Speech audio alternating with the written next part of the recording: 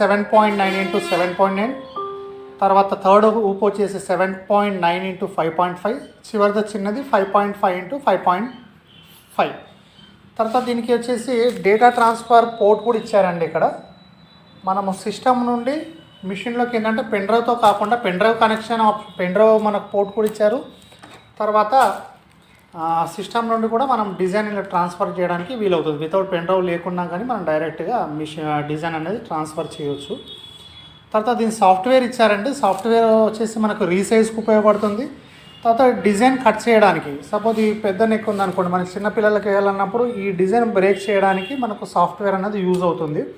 Software కంప్యూటర్లో install చేసుకున్నప్పుడు మనం రీసైజు తర్వాత డిజైన్ బ్రేక్ చేయడానికి ఉపయోగపడుతుంది అన్నమాట. ఆర్టిస్టిక్ డిజిటైజర్ అనేసి సాఫ్ట్వేర్ కూడా కంపెనీ వాళ్ళు ప్రొవైడ్ చేస్తున్నారు.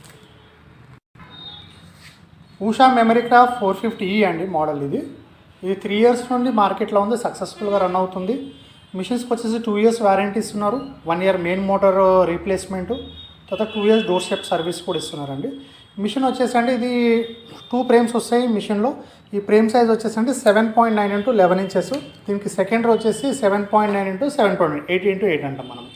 ఇందులో కూడా మనం మిర్రర్ స్టిచ్చింగ్ చేసుకోవచ్చు, కచ్ వర్క్ కూడా వస్తుంది, సాటన్ జిగ్జాగ్ ఫీలింగ్ కూడా చేసుకోవడానికి వీలవుతుంది ఇంతకుముందు చూపించిన విధంగా. వీటికి వచ్చేసండి ఓన్లీ డేటా ట్రాన్స్ఫర్ కేబుల్ అంటే పోర్ట్ ఇవ్వలేరు, ఓన్లీ పెన్ డ్రైవ్ కనెక్టివిటీ ఉంటుంది. సాఫ్ట్వేర్ కూడా మిషన్తో పాటు వస్తుంది, డిజైన్ కట్ చేయడానికి, రీసైజ్ చేయడానికి.